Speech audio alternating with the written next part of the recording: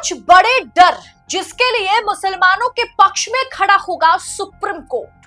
पांच ऐसे डर हैं जिनके चलते मुसलमानों के पक्ष में सीजेआई बी.आर. गवई फैसला सुना सकते हैं। दरअसल क्या फैसला सुनाने जा रहे बी.आर. गवई और किन बातों को मद्देनजर रखते हुए फैसला लिया गया है, जिसे फिलहाल के लिए सुरक्षित रखा गया है, लेकिन किन मुद्दों पर सोचकर बी.आर. गवई ने अंतिम फैसला वक्फ केस में लिखे हैं, बताएंगे आगे आपको। तो आखिर तक हमारे साथ बने रहिएगा।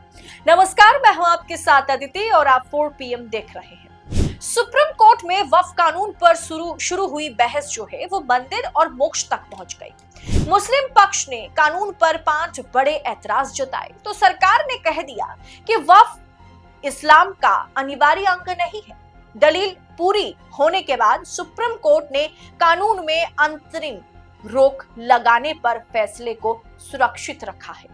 वक्फ बाय यूजर का मतलब है कि अगर कोई जगह लंबे समय से मस्जिद या कब्रिस्तान जैसे काम के लिए इस्तेमाल हो रही है तो उसे वक्फ मान लिया जाता है, भले ही उसके दस्तावेज मौजूद ना हो। अब तक यही होता चला आ रहा है।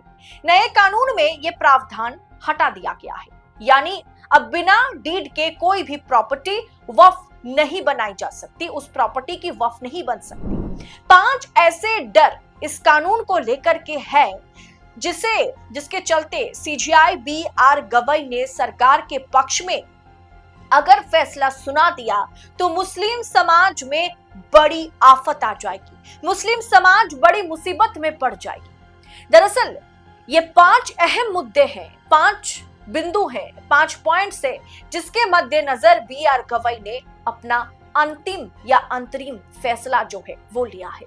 पहला, नए कानून में वक्फ बाय यूजर प्रावधान हटा देना। वक्फ बाय यूजर का मतलब है अगर कोई जगह लंबे समय से मस्जिद या कब्रिस्तान के लिए इस्तेमाल हो रही है तो उसे वक्फ की संपत्ति माना जाता है, भले ही उसके दस्तावेज डीड कुछ भी मौजूद ना हो। नए कानून में यह प्रावधान हट गया है जिसके चलते बिना डीड के कोई भी प्रॉपर्टी अब वक्फ की नहीं मानी जाएगी। दूसरा, वक्फ प्रॉपर्टी है या नहीं यह जिला कलेक्टर के हाथ में है। वक्फ को किसी भी संपत्ति को अपनी संपत्ति घोषित करने का अधिकार था, लेकिन अब वक्फ बोर्ड को कोई भी वक्फ प्रॉपर्टी जिले के डीएम ऑफिस में रजिस्टर करवानी होगी। किसी विवादित प्रॉपर्टी पर जब तक डीएम अपनी रिपोर्ट नहीं दे देते हैं उसे वक्फ की प्रॉपर्टी नहीं माना जाएगा और ना ही तब तक वक्फ बोर्ड उस प्रॉपर्टी को कंट्रोल कर सकेगा। तीसरा, वक्फ बोर्ड में गैर मुसलमान या गैर मुस्लिम सदस्य शामिल किए जाएंगे। नए कानून में वक्फ बोर्ड के स्ट्रक्चर में बदलाव के प्रावधान है। अब बोर्ड में 2 महिला सदस्य और 2 गैर मुस्लिम सदस्य शामिल होंगे। साथ ही सेंट्रल वक्फ काउंसिल में 3 सांसदों, 2 लोकसभा से 1 राज्यसभा से उसको शामिल किया जाएगा, यानी वक्फ बोर्ड में अब गैर मुसलमानों की मौजूदगी और सरकार की मौजूदगी बढ़ती जाएगी।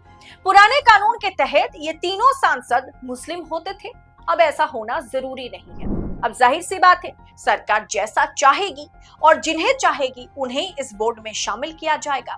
चौथा, वक्फ के लिए कम से कम 5 साल से प्रैक्टिसिंग मुस्लिम होना जरूरी है।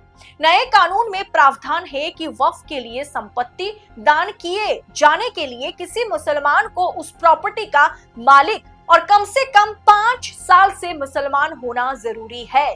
इसके अलावा वक्फ अल औलाद के तहत महिलाओं का विरासत का अधिकार नहीं छीना जा सकता। दरअसल वक्फ अल औलाद का अर्थ है परिवार के लिए वक्फ। इसके तहत अगर किसी ने अपनी प्रॉपर्टी वक्फ की है यानी दान की है तो उसके बाद उसके परिवार को उसकी विरासत मिलेगी। इससे होने वाली कमाई जैसे किराया और तमाम चीजें जो है वो परिवार को ही मिलेगा। पांचवा क्या है कि सरकारी जमीन को वक्फ प्रॉपर्टी घोषित नहीं किया जा सकता। कानून की धारा 3C सब 1 के तहत किसी भी केंद्र या राज्य सरकार की प्रॉपर्टी, किसी सरकारी बोर्ड, निगम या संस्थानों की जमीनों को वक्फ प्रॉपर्टी घोषित नहीं किया जा सकता। वही धारा 3C सब 2 के तहत जिला कलेक्टर किसी प्रॉपर्टी का वक्फ के तहत डिनोटिफाई किसी भी प्रॉपर्टी को कर सकता है। मतलब आप मानिए दोस्तों, परसों भी मैंने आपको उदाहरण में बताया था कि दिल्ली में जामिया के पास कब्रिस्तान है। अब उस कब्रिस्तान में सालों दर साल पिछले 100-150 सालों से वहां मुसलमानों की जो मृत व्यक्ति होते हैं परिवार के, उन्हें दफनाए जाते हैं। वहां पर उनको दफन कर दिया जाता है उस कब्रिस्तान में। अब मानिए उस कब्रिस्तान का कोई डीड नहीं है, उसके पास कोई दस्तावेज नहीं है, वो कब्रिस्तान वक्फ के अंडर है, जाहिर सी बात है। अब वक्फ बोर्ड अगर उस जामिया के पास जो कब्रिस्तान है उसका अगर कागजात नहीं दिखा पाता है तो उस कब्रिस्तान को सरकारी जमीन मान लिया जाएगा। सालों दर साल से, पिछले 100 सालों से वहां मुसलमानों को दफनाने का काम जारी है। किसी ने अपने वालिद को, किसी ने अपनी अम्मी को, किसी ने अपने बेटे को, किसी ने अपने परिवार वालों को वहां दफनाया है। अब सरकार आकर के कहेगी देखिए ये था तो वक्फ के अंडर में, लेकिन कब्रिस्तान का कोई भी डीड, कोई भी कागजात वक्फ के पास नहीं है। ऐसे में ये सरकारी संपत्ति है, ये सरकार के कब्जे में है।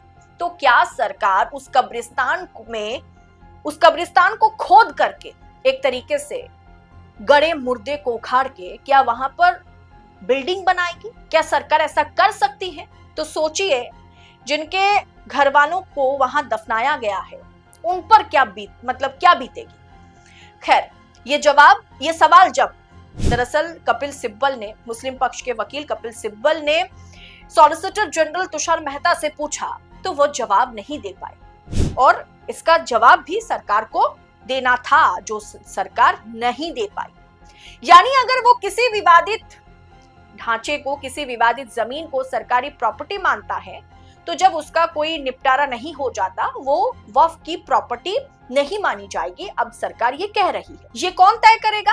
ये दरअसल कलेक्टर, डीएम ऑफिस में जो कलेक्टर होंगे वो तय करेंगे। और यही सबसे बड़े 5 डर है जिसके चलते मुसलमान समाज इस बिल के खिलाफ, मतलब एक तरीके से प्रोटेस्ट पर उतरे थे। और यही 5 बड़ी वजह है जिसको मद्देनजर रखते हुए इन पहलुओं पर तमाम तरीके से बहस, सवाल जवाब होने के बाद BR Gavai, chief justice of India BR Gavai, इन 5 बिंदुओं को दिमाग में रखते हुए अपना फैसला, वर्डिक्ट जो है उन्होंने लिखा है, जिसे फिलहाल के लिए सुरक्षित रख लिया गया है। लेकिन जब BR गवई फैसला सुनाएंगे तो इन 5 बिंदुओं को दिमाग में रखते हुए उन्होंने जो फैसला लिया है वही पढ़ा जाएगा। और अगर इन 5 बिंदुओं को दरकिनार करते हुए सरकार के पक्ष में अगर फैसला आए, नए कानून, नए बिल के पक्ष में अगर फैसला आए, तो इन 5 मुद्दों पर मुसलमानों के लिए, वक्फ बोर्ड के लिए आगे चलना या वक्फ की संपत्तियों का देखरेख करना, उनका संरक्षण करना आसान नहीं होगा। अब देखना आगे दिलचस्प होगा कि BR गवई क्या फैसला सुनाते हैं। मुझे तो यही लगता है कि जरूर सरकार जो कानून लेकर के आई है उसे पूरी ग्रीन सिग्नल के साथ, पूरी तरीके से क्लीन चिट देकर के पास नहीं कराया जाएगा। सुप्रीम कोर्ट इसमें पूरी तरीके से हामी नहीं भरेगा। क्लॉजेस में, इन 5 क्लॉजेस में जरूर बदलाव किए जाएंगे और इनमें बदलाव करने के लिए chief justice of India BR Gavai सरकार से कहेंगे, और कुछ क्लॉजेस चेंज होने के बाद ही ये जो वक्फ अधिनियम 2025 है इसे लागू किया जाएगा। बिना क्लॉजेस में चेंजेस, बिना इसको फिर से दोबारा से संशोधन करे बिना इसे लागू करना मुसलमानों के हित में तो नहीं है। फिलहाल दोस्तों, इस पूरे विषय पर आपकी राय क्या है? कमेंट बॉक्स में अपनी राय हमारे साथ साझा जरूर कीजिएगा। ऐसी तमाम खबरों को यूं ही पाने के लिए 4 PM न्यूज नेटवर्क के साथ बने रहें। फिलहाल मुझे दीजिए इजाजत। बहुत बहुत शुक्रिया आप सभी का। जय हिंद, जय भारत।